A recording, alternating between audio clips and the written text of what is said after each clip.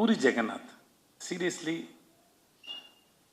அந்த மனுஷன் ஒரு வரலாறுங்க. Is an history actually. எனக்கும் அவருக்கும் தெரியாமல் ஏற்பட்ட தொடர்பு வந்து அம்மா நானா ఒక தமிழம்மா தமிழம்மாய் கதா.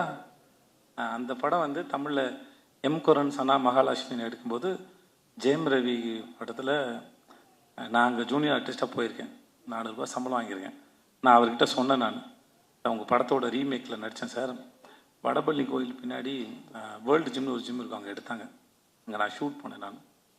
ஸோ நான் அவர்கிட்ட ஒர்க் பண்ணும்போது நான் சொன்னேன், இந்த மாதிரி உங்கள் படத்தில் நடிச்சிருந்தேன் சார் அப்படின்னு சொல்லிட்டு. அவருடைய லைஃப் இருக்குல்ல, அதுவே ஒரு அற்புதமான கதை. எப்படி அவங்க ஊர்லேருந்து வந்தார், அவங்க அப்பா அவர் மேலே வச்சிருந்த நம்பிக்கை, அவங்களுக்கு ஒரு கொட்டகம் இருந்தது, சினிமா கொட்டகம் ஒன்று இருந்தது. இப்போ வரைக்கும் எழுதிக்கிட்டே இருப்பார், நிறைய யோசிப்பார். ஒரு கதையை சொல்லி முடிச்சோன்னு நிப்பாட்டுறதில்ல. அந்த கதை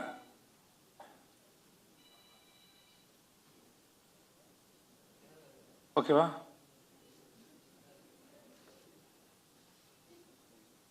தூங்குறாரு. ஓகே, நான் ரொம்ப நேரம் பேசணும் பொழுது ஒருத்தர் முன்னாடி தூங்கினது அப்படி.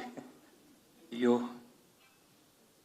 ஸோ எங்கேயோ விட்டேன், நான் எங்கே விட்டேன்னு தெரில. ஓகே, எழுதிக்கிட்டே இருப்பார். லன்ச் பிரேக்கில் கூட ஒரு சிறுகதை எழுதிடுவார். இந்த ஷூட் ப்ராசஸில் அவர் வீட்டுக்கு நான் சாப்பிட போன சமயத்தில் 4-5 கதை சொல்லியிருக்காரு. எல்லா கதைகளும் பிரமாதமாக இருக்குது. சீனை டெவலப் பண்ணுறதா இருக்கட்டும், அதை ஸ்க்ரீன் பிளேல ப்ரெசென்ட் பண்ணுறதாக இருக்கட்டும். சம்யுக்தா சொன்ன மாதிரி அவர்கிட்ட ரொம்ப இந்த எக்ஸ்பீரியன்ஸில் ரொம்ப கிளியராக இருக்கும் அவரோட பிளானிங்கு. தனக்கு என்ன வேணும், ஃப்ரேமில் என்ன வரும், எவ்வளோ வந்தால் போதும்.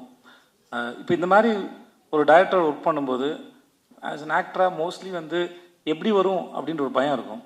நம்ம ஒர்க் பண்ணுற இந்த மாதிரி டைரக்டர்ஸ் தான் ஆக்டர் வந்து அந்த ஹோப்பை கொடுக்குறாங்க, கவலையே படாதீங்க, யூ ஆர் இந்த சேஃப் ஹேண்ட்ஸ்னு. அந்த மாதிரி பூரி சாரோட இருக்கிறது வந்து always it's like very comfort. அவர் எல்லாத்தையும் பார்த்துப்பார்.